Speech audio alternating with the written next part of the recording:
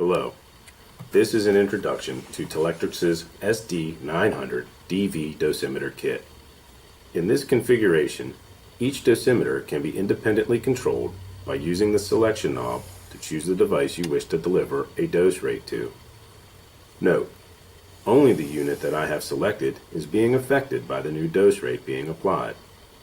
As I select a new unit, you can see only its value is being altered.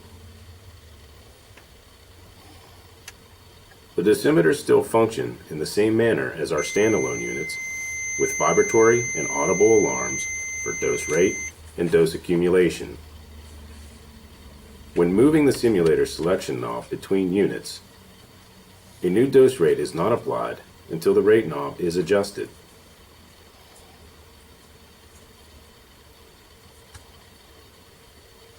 The dose rate on the dosimeters can easily be changed to dose accumulation by a switch on the back of the dosimeter, as indicated here.